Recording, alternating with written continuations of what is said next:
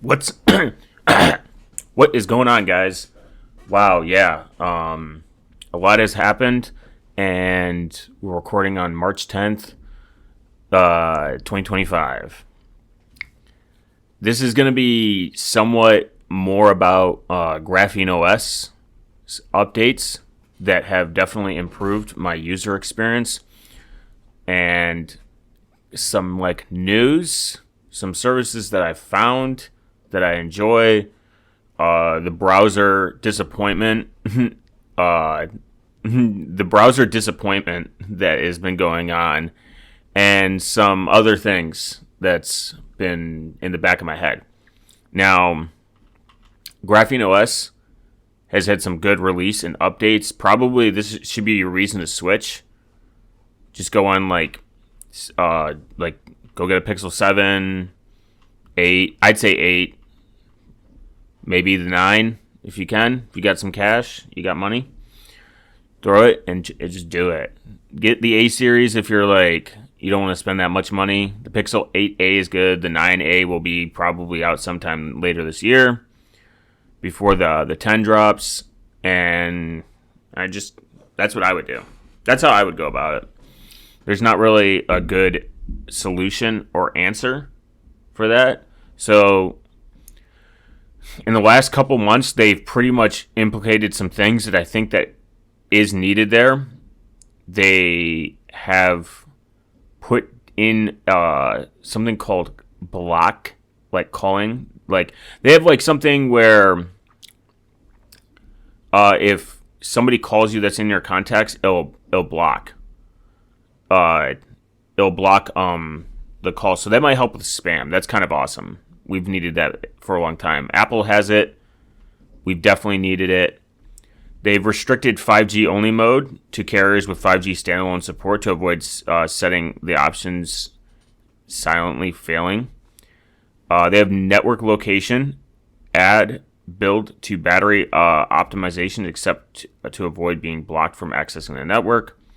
Network location. They got this other really cool thing called it's kind of like their network location to help with GPS data, to get GPS data. It's kind of interesting. So what they do is they take a network location, they take your network location and it works off Wi-Fi scanning. And they're using GrapheneOS as a proxy, like their servers, or you can use Apple's. This is a free service they have. It's kind of nice. There's been a few updates since I've had that. So essentially what this does is it takes your phone and it scans Wi-Fi's and it gives relatively good network. It tells you where you kind of are based on these access points.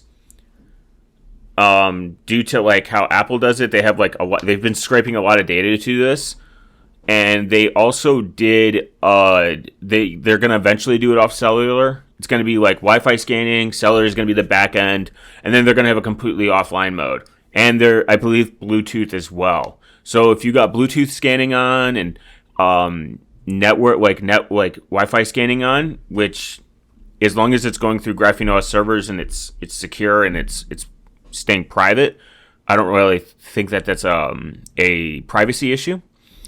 But say you are in a very uncellular area where you have bad cell service and you want really good accurate GPS data, you're using OpenStreetMaps, organic maps, which is this is what we use, does use this by default. Can use this by default. They can use network location based scanning.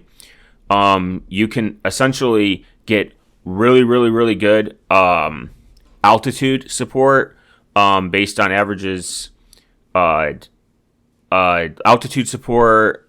If you're in the mountains or something, and there's a tower, some towers within the distance, but you don't have good cell service or GPS service. This is kind of help to be able to determine your location. or if you're in a house that doesn't get good cell service, you can essentially do net. You can take apps that are based on GPS, and this can help solve that.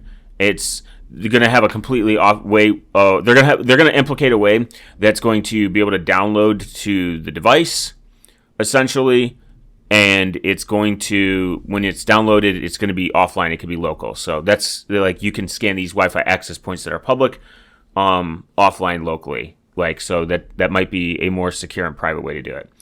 It's a pretty much Apple Wi-Fi positioning API, either through the GrapheneOS proxy or directly via Apple service, which is extended much more functionality in the near future, including incorporating altitude into trailation, using cell towers if it provides better estimate than Wi-Fi, and using our own network location database either via service or offline database downloads. They're in the process of building their own. Not only 5G and 4G only mode, they also have updated like all their apps, but pretty much support for blocking callers not in contacts. That's like huge. That's kind of like really nice in my opinion. GrapheneOS like a usability is getting better and better. I think that pretty much all my apps run. I do run alpha, which can be kind of problematic, so I'm not trying to come from a complete experience based model because my experience is completely different than most people's. If you're on the standard build, you're probably going to have a better experience than me. Only because alpha is unstable. I ran into some issues, like some of my apps that I use crash pretty hard, which kind of sucks. So like, and it's very rare too. Like I only ran into like a couple, but it has happened where it was like a couple apps were like crashing completely. My banking apps, I had to remove the Hard and Malloc compatibility layer for them to work. They work essentially now out of the box. It's not. I can't think of an app that hasn't worked. There are some apps that crashed, but like they're still functional. They're just like, I haven't ran into anything crashing lately. And if you do, and you want to take the crash logs, you can send them to the developers of GrapheneOS and let them know, hey, this is happening, and it might help them fix stuff. Some other parts of their updates release beyond that is like just minor like security patches for Android 15. Drop 8 down some pretty much GrapheneOS patches for upstream Android bugs, pretty much on all their other devices. Their patching is like just really good. Now the thing that just started working now is the latest release 2025-03-0900. You can also get these updates through an atomic feed, by the way, for a feed reader if you want like them updated completely straight to you to tell you to update it. There's released ad support for the experimental virtual machine management app introduced in Android 15. It currently only provides support for managing a single VM and interacting with via WebViewer-based terminal. Android is in the process of adding support for graphics and GPU acceleration for a future release. For now, it's only available in developer mode due to being highly experimental. We don't recommend using developer options on a production device, but you can temporarily enable it to turn on this feature and turn on it back without it being disabled, like most developer options. You can able to turn on this feature and then turn them back off without being disabled, like most developer options. The data inside should be currently treated as disposable rather than relying on losing it from a bug or backwards compatibility update. We plan to support choosing other guest operating systems beyond the Debian-based image provided by Android, along with taking more advantage of the virtualization infrastructure. From my understanding, is this could be eventually ported to the point where we could. You have to have an 8 and higher. They've already explained this. This isn't going to work on anything below 8. I think maybe a 7, but I'm pretty sure 8 is recommended, 8 and up, because of like the virtualization hardware and the ability to do it. So pretty much the goal of this would be to run Android and or Linux in a very secure sandboxed environment, and it's portable. Is it going to be the best? Probably not. It's probably not going to be the most efficient, but imagine if you had certain specific applications that you want to be sandboxed off in a more secure environment. Because sandboxing and escaping, yes, obviously does exist, but it's much more hard and much more complicated. But to be able to do this, you could theoretically run certain apps in this virtual environment that might be more sensitive and more secure. This is essentially what GrapheneOS does in a lame way term, like in a layman term, where I try to be charitable because I'm not a developer at the end of the day. I could be wrong on stuff, but GrapheneOS essentially treats everything as it's been compromised or hostile. That is their theory. That is directly, on their site. I believe they treat everything as is if it was compromised. So this is directly from them. That's how I kind of treat GrapheneOS. And this is why, when you hear these bullet solutions, you kind of think okay, what are they trying to sell me? But no, I remember reading it somewhere. GrapheneOS assumes everything is pretty much hostile. I kind of agree though. Even if they don't say it, I think I don't. Even if it's wrong, if I'm misquoting them or I'm just trying to remember where I thought that, I think that's how you should treat stuff. Treat everything as they can be compromised, hacked, and or not good. It's very important to understand that good security habits is also keeping your software up to date, keeping your microcode, like your firmware for your PC up to date. If security is your highest importance, genuinely, I think that's something that isn't talked about enough. This is why Android phone vendors are generally not all equal. Android people are oh, Android gets viruses.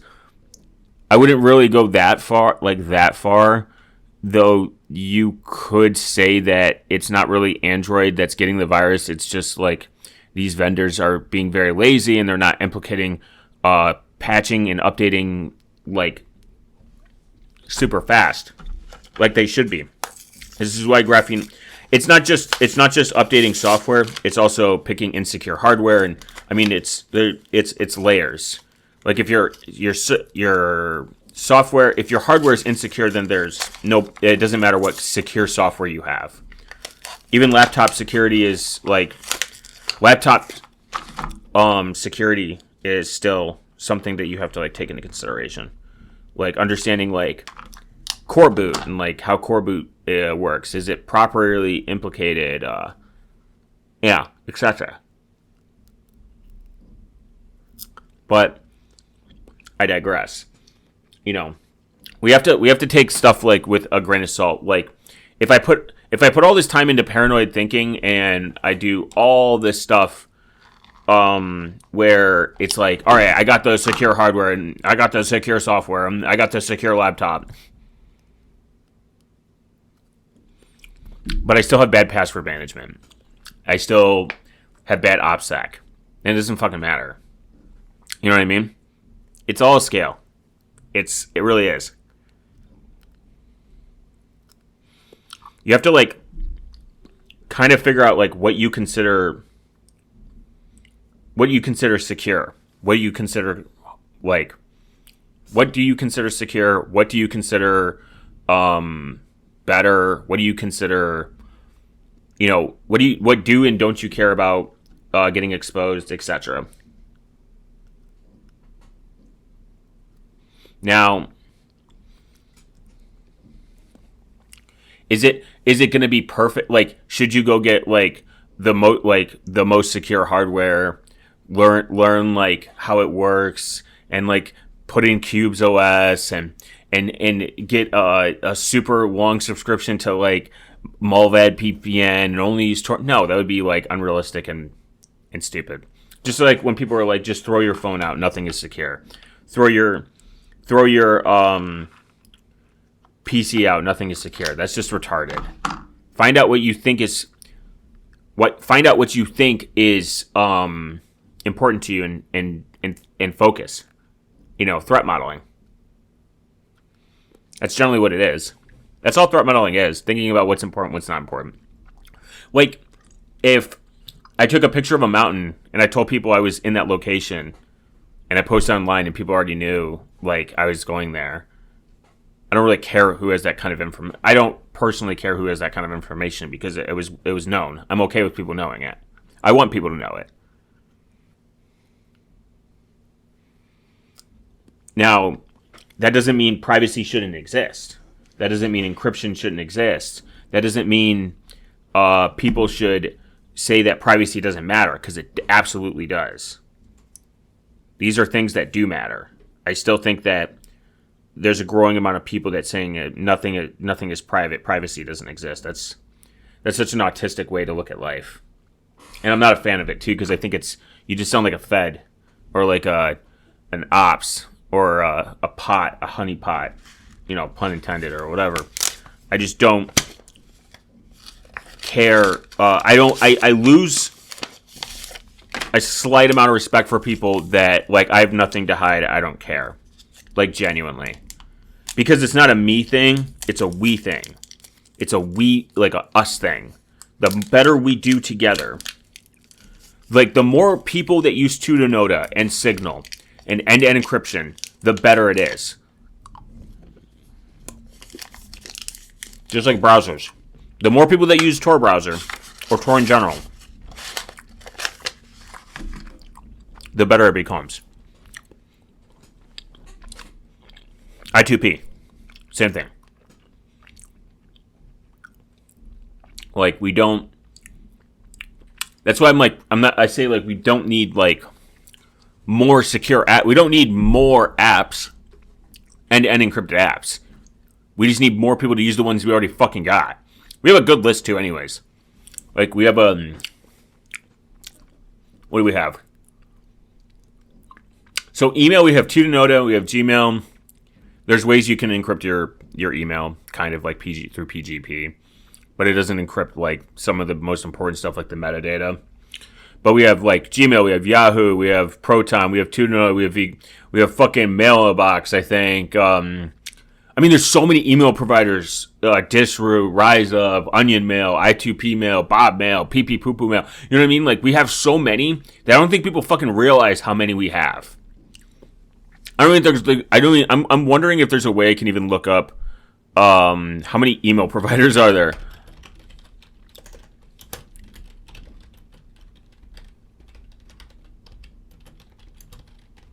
And same thing with messaging. I wonder if the internet can even ask. Like, there's 10. I'm already seeing 14 email providers. There's so many. I think people don't realize how many there are. That's why I'm saying, like, we fucking stop. We don't need any more. Oh my god. Why I don't like. Oh. We have these websites, HubSpot and, like, TechRadar and all them. They're just so cringe. They're terrible. We have so many email providers. We have Gmail. We have AOL. Like, the list just goes on. I could beat this Outlook. We could beat this like a dead horse. Yahoo. Fastmail. I forgot about them. Mail.com. You know what I mean? Shit like that. It's just like there's so many. Zoho. What the fuck is Zoho? I don't even know what Zoho is. You can just use alternative too, and find so many alternatives. And it's same thing with like Signal, like encrypted chat apps. We don't need more encrypted chat apps. We just need good ones. We need good ones that have good standards, have a couple out, like have enough competition where it's like we're not relying on it, but we don't need to keep rewriting the wheel, reinventing the wheel. It's fucking messaging. The fact that people like Signal incorporated the Signal not Signals WhatsApp incorporated the Signal protocol says something. It means they trust that this is going to be good end-to-end encryption. Now, obviously, yes, if you're using fucking Signal, somewhere Mark Zuckerberg is maybe beating his meat that he's owning this.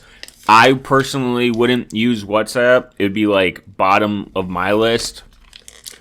I like SimpleX because I think they do it right. I like Signal. I use Molly, the fork. That's simple. Session sometimes. For like my very legacy, old content, people I talk to. Maybe Briar. Maybe. I'm being like charitable with Briar. There's some problems. I don't really care for it. Like, I used it. I don't care for it. It's like the whole like decentralization that people bring up. But you can run your own Signal relay. You can run your own SimpleX relay. If you're that paranoid, do it yourself. There's nothing stops you from going out and running it. People don't realize decentralization comes with a cost too. Like, you have to get the mindset that this shit is free and that we are very lucky that it's free. But there's a cost to it. That should put a fear in the back of your head when we're using all these products, services that we rely on that are free.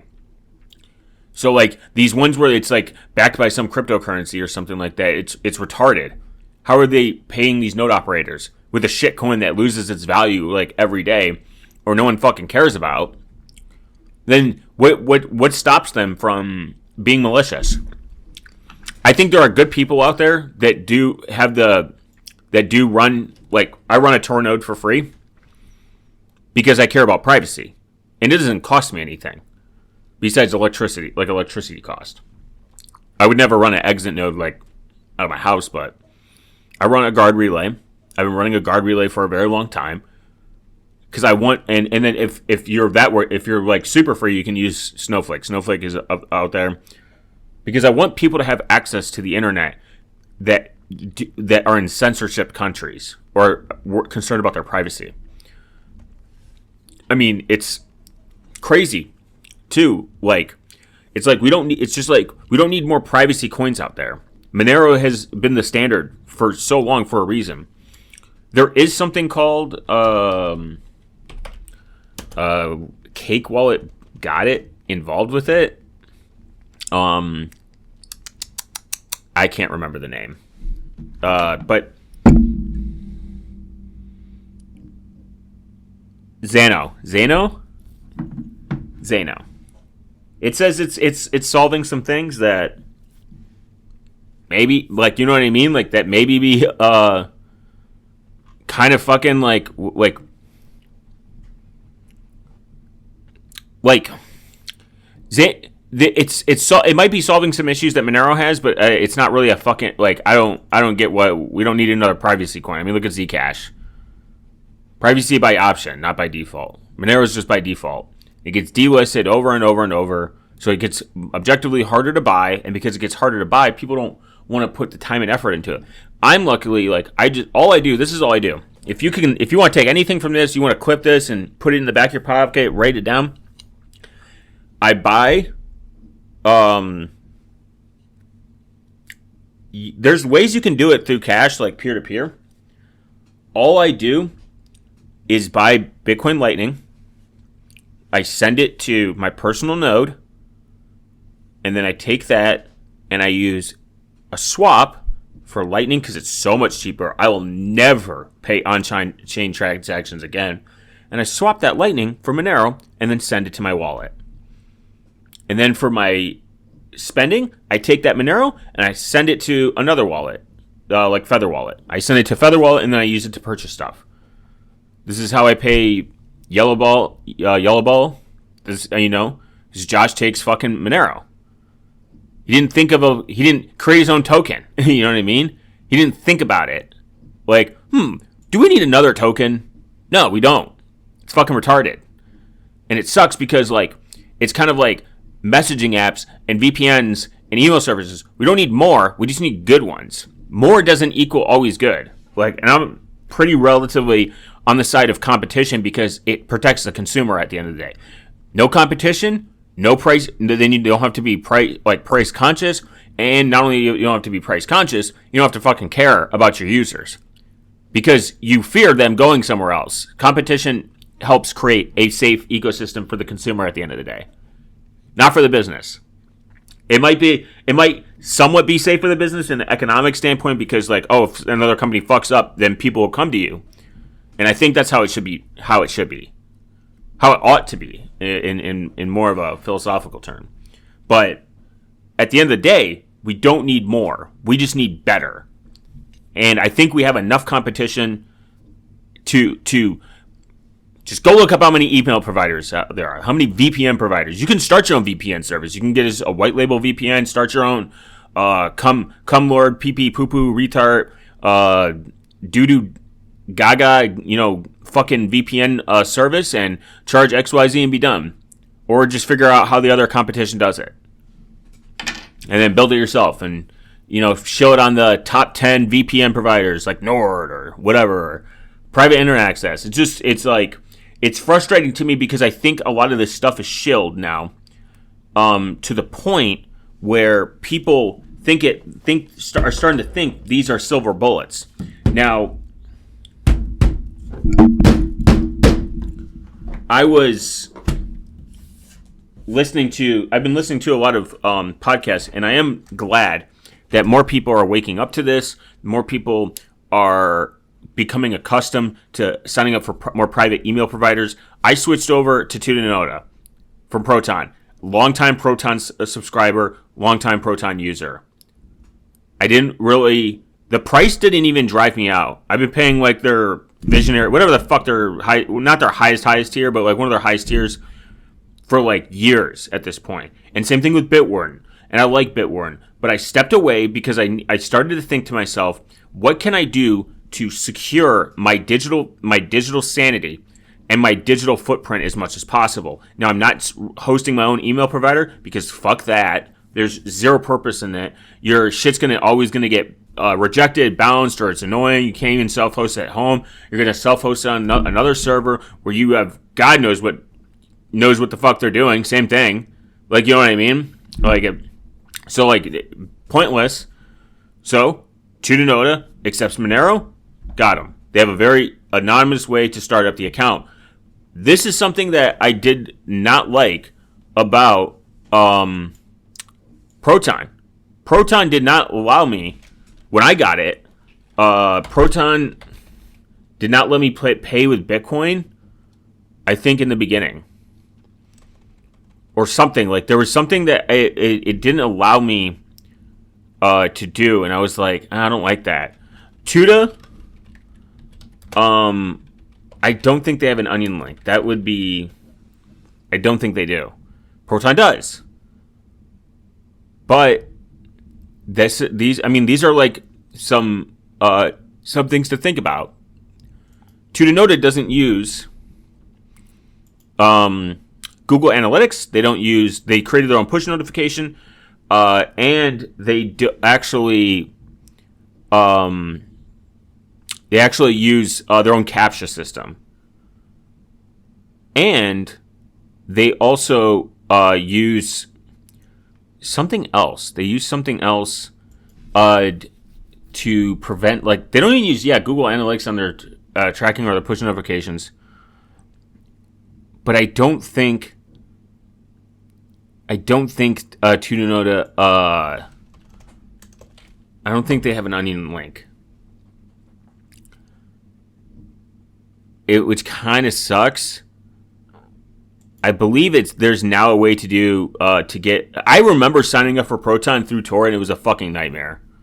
I hated it, and Tudanoda. They wait. You have to wait 48 hours for access, which is kind of annoying. They are a little bit slower with rolling stuff out. That is my pros. I like Tuda doesn't rely on a lot of Google services. My con, I like that it does that. The price is cheaper, but to me that's irrelevant. And there's a few other things like that, are like really good, but like it's very esoteric.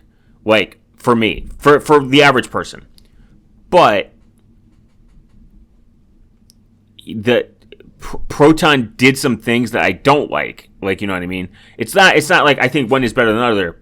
Somebody pick it. You know what I mean? Pick Tutanota, pick Proton, Disroot, Fastman. You know, pick a different email provider if you care about your privacy. That's generally what I'm trying to drive home. But that's not the whole theory behind it. Now, after you, like email, Signal, you know, SimpleX, Session if you need to. Start encrypting your own data. Start being self-sovereign. Like sovereign, you're not even just sovereign like your data point. Sovereign yourself from these tech companies that are literally not just monopolies, but do not care about their people. If we had a better system that could protect the people, then these channels like this probably wouldn't fucking exist. If privacy was given as a human right, I wouldn't have to fucking yell into the cloud, probably at all. I probably wouldn't even care. I'd probably still be on Windows. No, I went to Windows not because of privacy. I went to Windows for something else because of performance. It's lighter, no blow, but beyond the point. I think that we are heading into I don't think we're heading into like a techno dystopian era, to be honest. I don't like virtue signaling, and I don't like fear mongering. There's a lot of channels that do that, and I know it gets better clicks and better views and better look. It looks better and it looks sexier. But I think that I'm waking up because I'm starting to run into people in real life. I've had Proton for a very long time. Last year, somebody gave me their Proton email address. It was like, based. Just a couple months ago, someone gave me their Proton email address. I'm like, based. Someone saw just a stranger. He's like, hey, I love Proton. Like, I really like I really like them as a company. And I was like, yeah. And they were very knowledgeable about it. Even, I'm starting to see more people reject giving their email in public. Like, I was standing in line, the representative asked somebody for their email, and they're like, I don't really want to give that at all. And they're like, oh, it's for like XYZ, like warranty or whatever. And they're like, I'll just save the receipt. Like, you know what I mean? Like, they fought back. They weren't a dick about it. I guarantee the fucking rep didn't want to even do that, but he's probably got someone sweating behind him, like, get the signups, get the email, get this. You know what I mean? Shit like that. And they're just doing their job. And it sucks. It sucks being in an industry where that might not even align with your values. So that's just the status quo now is, can I get your number? Can I get your email? Thank you. Have a nice day. And people are just like, yes, yes, yes, yes, yes, yes, yes. Well, stop it. Stop saying yes. I mean, minus my tangent. Minus my tangent and me going off the rails. I think that it's good that people are not only waking up to this, but it's good that we are also doing the best we can. I just don't like the fear mongering. To be completely honest, fear mongering is not. It's not good, and it doesn't help people transition. You just look paranoid and schizophrenic. You look skitzed, and that doesn't make it better for people to transition to a more private and secure manner. Now, if we can look at some other perspectives, this is something that I think that also needs to be talked about. Cryptocurrency. Now, Bitcoin isn't going anywhere. Can it go to zero? Yeah, probably. Can anything go to zero? Sure. Likely, maybe not. I don't know. I'm not an economist, so like I have my opinions about Bitcoin now. I do not like the direction it's going personally, but this is something that is getting ingrained in mainly old people, Zoomers, and young people are just dumping money into the cryptocurrency that they don't know, and they're just gambling. Now, Encrypted Hub deploys a ransom. This is from Hacker News. Encrypted Hub deploys ransomware and stealer via Trojan apps, PPBI service, and phishing. This is something. Oh, sorry, wrong one. Safe Wallet confirms North Korean trade trader hackers stole 1.5 billion in Byte heist. Safe Wallet has revealed that the cybersecurity incident that led to the Byte 1.5 billion crypto heist is highly sophisticated state-sponsored attack, stating that North Korean threat actors behind the hack took steps to erase traces and the malicious activity in an effort to hamper investigation efforts. The multi-sig platform, which has roped in Google Cloud mainnet too.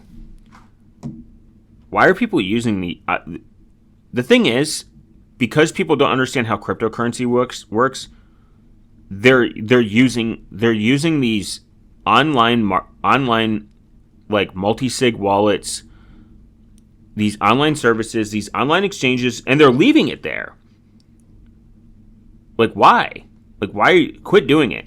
This is all you got to do. Like, Safe Wallet, why use any of these services? Stealth currency with multi-signatures. Make it yours with modules and guard loop. Access to 130 equal. Like, fuck that. This is all you got to do. I don't even know what Safe Wallet is. Secure smart account management on Ethereum. Yeah. A $1.5 billion hack. You know how you don't get hacked? You don't put that shit online. You don't put it in a fucking wallet that can be accessed by anyone. Look, there are some apps that I have. There's some I'm not gonna say what wallets I have for just my own purpose, but there's a couple Monero wallets that I have used. Not that I necessarily hate all types of wallets, but this is something to think about. I have a long-term cold storage wallet, long-term cold storage hardware wallet.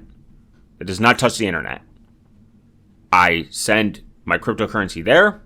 It is not online. I have my mnemonic seed. Separate. You can even set up a you can set up like a multi-sig where I forget what it's called.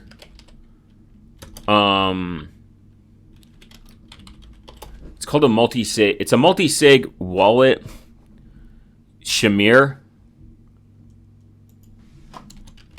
is what I use. It's like a split wallet. And this is like something that I think people need to like kind of like wrap their head around. So, where is it? What is it? This is actually really cool. So in Trezor, you can do something. You can do something really cool. Wherever.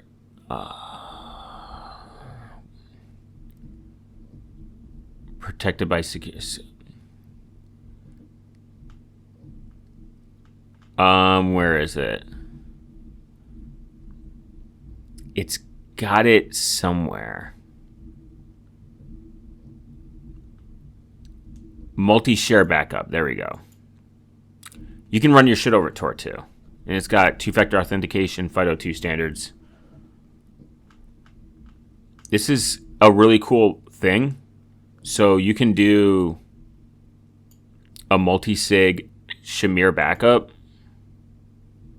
And and I guess like the easiest way to explain it with, I gotta like actually like read it. It's not this wasn't like planned. This is not in my this isn't in my notes. But I just think this needs to be something that's explained to people. Like, you having an air gapped wallet is not only very, very, very like way better on security. You also have to understand like hardware, like the hardware. Hope that the hardware security is there, and just have a good backup. Not even just a good backup plan. There's something called super backed that you could take like your mnemonic seed, and you take the mnemonic seed, and you can separate it by 3. Where is it? Shamir backup options. Yeah, this is it. Damn it, fucking Reddit is blocking me because I'm using... Here's what it is. I hate Reddit. What is Shamir? This is what I'm looking for. I swear if I get blocked. This is the only bad thing about using Tor is like you get fucking blocked in like... Or like if you're using a VPN. Shamir's secret sharing... it's labeled SSSS blockchain. In cryptography, secret sharing refers as the general concept of dividing confidential information, a secret, into multiple parts or shares. By splitting up the secret, no single person has access to the full secret. Only when you combine the individual shares from each person, you can access the complete secret. Plus, with secret sharing, the information is also encrypted, meaning that no single custodian has any usable knowledge about the secret, meaning there are no closer to guessing the secret than someone with no shares at all. In short, secret sharing allows you to safeguard your information with multiple custodians who must each confirm that they will reveal their portion of the secret, such as widely used for safeguarding extremely sensitive information, such as biometric or even passcodes to control missiles. Of course, this is extremely secure, but it has one fatal flaw. It requires every single custodian. What happens if this custodian is on holiday, or worse, the custodian dies? In practice, using secret sharing is only possible when you can guarantee every participant is placed practical. Now, Shamir's secret sharing. In 1979, Adi Shamir, the co-creator of the oldest, most famous encryption technique, published a paper on how to share a secret. In this paper, he explained a new solution for the problem, a cryptographic algorithm called Shamir secret sharing. To put simply, Shamir's secret sharing algorithm does not require all the custodians to reconstruct the secret. That means, should a custodian become unavailable, recovery would be still possible. Plus, it achieves this while still keeping the full secret hidden from custodians as long as they don't meet the threshold. In practice, it's a little more technical than that, so let's see how it works. So, a shared threshold refers to the minimum number of shared required to lock the main net secret. This may be different from secret to secret. Essentially, the sharehold must be maybe as little custodians as needed. For example, if the shared threshold is 2, anyone with at least 2 shares won't be able to, and with less than 2 shares won't be able to obtain any useful information for their shares. To put simply, not all shares need to be present to unlock the main secret. And this has a few key benefits. Encryption distributed shares. One of the biggest risks of cryptographic secret sharing is trusting the custodians you do not know. You have no idea if they might be malicious. They might even refuse to cooperate once they own a piece of the secret. This is why SSS uses encryption to ensure the shared isn't revealed, doesn't reveal anything about the overall secret, using an encrypted method called polynomial interpolation. It ensures only the predefined number of custodians can unlock the secret. To clarify, it guarantees that the secret is only unlocked knowing if you know at least n out of m total valuables specifically. So, in crypto, let's use a secret recovery phase, for example. The sequence is 12 to 24 random words, just like any other, such as you can use Shamir secret sharing to create a backup of your crypto wallet. There's a lot of reasons you might want to do this. Untrusted algorithms, how Shamir secret sharing works with ledger recovery, Shamir secret sharing, how to share it safely. So the core fundamental of this is to take your secret and back it up, take these and back them up, so you have full ownership over the funds. You're only as safe as your smart secret recovery phase. It's perfect world. The sheet of paper with your recoveries would be secure enough, but unfortunately, it's some kind of blah, blah, blah, just some other shit. Okay. So you can distribute this securely with people that you ultimately trust. Now, you could also do it this way. Super back is another thought. If you have a mnemonic seed, like a 24 mnemonic seed, and you want backup type, like, you know what I mean? Say it's a phrase. Pretty much, this is like the same concept. It uses really good encryption option. And what you do is you essentially distributed 2 of 3 blocks required. So that means, so say you take your key, your secret is like key passphrase, and your proton TOTP, your secret passphrase. You put a passphrase on it. You distribute. You need 3 of the paper backups, 2 of the 3 paper backups to make sure it works. And I would test this in theory. I would, and not in production, not later. Like, I wouldn't test this 20 years down the line. I would test this now. Now, this obviously assumes that the software will still be there in 20 years. This also assumes that this will be the co-founder's son is still alive and still maintaining it. It is open source. It's now free. They have a good way of how they're doing this. They have something called an operator. Superback operators are institutional custodians who custody client blocks, evaluate governance and resilience of distributed backups. You have to give them money or something. How much does it cost to become an operating? It's like $5,000 per year plus one-time deployment and travel fee. It's pretty much wealth managers. He kind of like talks about why you become an operator. Learning the program where it's an interesting concept. I don't really know what it's beyond that, but they have really good documentation on how it works. It's pretty. They kind of like make it simple. So go get yourself a Trezor wallet, do the Shamir backup, and give it to someone you trust very deeply. Or don't even tell them the amount that you need. Say like you need. Say you do like it needs. Say you make 4. Like you need 4. 3 of the 4 need to be there. Give 2 to your partner, and keep the other 3. And you know what I mean. Like try to figure out like a good way, or like maybe 1 to your brother, 1 to your mom. Like, and say you need 3 and you're going to keep 2, and then you 1 in like a safe, like a safe vault, like in a bank. No one needs to be alive for that. You know what I mean? Banks just need to hopefully exist. Like a public vault. Like no one, if someone finds this, whatever, they don't have the remaining amount. Now, obviously, I would, I would put these on QR codes, paper, whatever. Laminate it, vault it, secure it, and I'd make maybe 1 more copy of each just in case. You can never be too safe. I would say just go. I don't use Ledger. I don't like them personally, but I would go look at Ledger website about it. They have a pretty good explanation on how it works. Or you can go on Reddit or pretty much anywhere else. As long as you're not running a VPN, Reddit will be your friend. But Ledger has a really good explanation on how Shamir secret sharing, how to share secret safely, how it works. Your funds are only as safe as your secret recovery phase. You gotta remember that.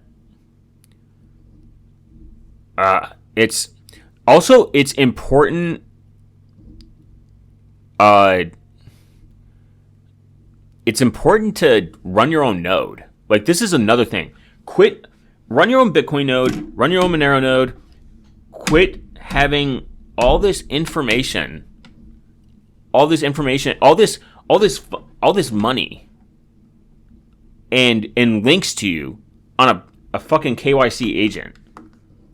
I don't think I've ever had a problem with spending my Monero. I think this is something that people bring up, like, well, it's on a hardware wallet. How do you spend it? Trezor makes it very easy. They have a mobile wallet. They make it pretty easy to spend. And I have had no issue buying stuff. I can just buy prepaid cards if I'm that worried. Like Cake Wallet has. So, like, this is all I got to do. Very, very easy way to do this. I take my Trezor wallet. I plug it into my Cubes OS, my laptop, the mobile app, whatever. I send, say, $50 to Cake Wallet. Say I need a $50 gift card to go spend in the real world. I send it. Costs, let's say, like $5, $2 to send, because Bitcoin's mainnet's fucking dog shit. I would prefer. Hopefully, there's a way I can move around Lightning faster. I mean, I have a Lightning node, so like when I was on vacation in another country, I literally, there was a place that accepted Bitcoin Lightning, and I just boom tapped it, went straight from my node over Tor into their bank account. It was immediate. It was awesome. I loved it. As long as they can accept Lightning, I'm pretty solid. I don't have to do anything extra because I have access to my Tor node all the time, like my Lightning node all the time. That's running over Tor. Monero, I've used it in some, like, for a lot of like gift cards, Cake Wallet, Monero Wallet. They both, I just take it, I exchange it for a gift card, I get it virtually, and then I just use it virtually if I need to. If I need a physical one, they'll send it to you. That's kind of dumb, but if you have a PO box or a virtual address or maybe a close family relative or friend, and you're just like send them out to me, that's something that you could definitely like think about. Like the delivery method is not as like really important, because it's at the end of the day, it's just a virtual card. You can put whatever name you want. You can put whatever address you want. It's not really going to correlate to you as much. But it allows you to spend your Monero. Now, it obviously takes more time and it's more tedious. But if you do a lot of online stuff, that's an option. Like, say you need to pay your utilities or your bills, you don't have to go on public for that. So you could take, say your phone bill is like $50, go buy some Monero, prepaid, boom, and there you go. Mint Mobile, whatever. They're not like really as much of like an extra step as everyone makes them out to be. And by the way, like validating transactions when you run your own Monero node, like receiving, sending, way faster. Syncing's faster, sending's faster. It's once one block is like pretty much confirmed, you're solid. So that's something to always keep in mind, is like running your own node, just like Lightning. It's just way faster and more efficient. And I think that's what you need to take in. This isn't like cryptocurrency shell, like it's going to pump and make you rich. You're not going to get Monero's ideology isn't based on to become rich. It's to preserve your privacy and and reduce your digital footprint. This is why a lot of I respect when I understand why some don't want to, but I respect when a company that is promoting privacy, they have an option to buy with Monero. This is why I like Molvad, because they have an option. This is why I like Privacy Goods, Digital Proxy, because they accept Monero, which is good. You get discounts. If some places do discounts, Menta Allah's website accepts Monero. I just don't know why. Like, I get why, but like it's frustrating, because if these guys can accept Monero and still function legally, there obviously is a reason. They're doing something that is allowing them to accept Monero and maybe convert it to cash and then pay their taxes or operate legally or whatever. That's the point. So until we can find a way, I guess, until like it's more just as efficient as Lightning, I can see why it's a hard sell, but I don't know. I've had like nothing but good experiences, really. I haven't been scammed from like any like site or anything when I sent Monero. I've been like, I think the worst was I did a swap on Wizard Swap and it just took so long. It made me nervous that I got fucked, but I ended up receiving it. Now, that would be my advice: is get your shit off the exchange. These crypto heists aren't even new. Like, you could have your life, people are putting their life savings into crypto, they're putting in these exchanges, these KYC exchanges, and then it's getting fucking funneled on. They're getting dumped on, and say it's not FDIC insured. Say it's not insured at all. They're like, sorry, that doesn't seem like an us problem. It seems like a you problem. This is why you should never keep your crypto in any exchange, especially not just KYC exchanges, just any exchange at all. They might be in a position where they don't have to refund your money, which would be insane, but who cares? You know, that's the point. Like, all these old people that are putting their life savings into these exchanges is absolutely insane to me. And they don't even back up their data. Like, they don't back up shit. They don't understand that their crypto wallet and their keys and like their mnemonic phrase is like somewhere safe. Like, I don't know. It's just, it's absolute bonkers to me.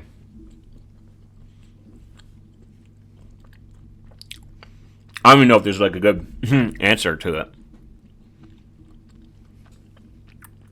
But most importantly, just make sure you do that at the bare minimum. Personally, go get a hardware wallet and secure your digital future. Look into Superbacked.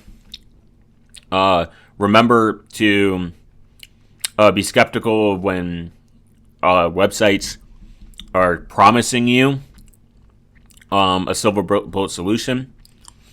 And I'll check you guys out in the next rant, which will be coming up soon. I'm trying to like figure out a schedule. Hopefully I'll figure it out. Hopefully I'll figure it out someday. And I'll see you guys later.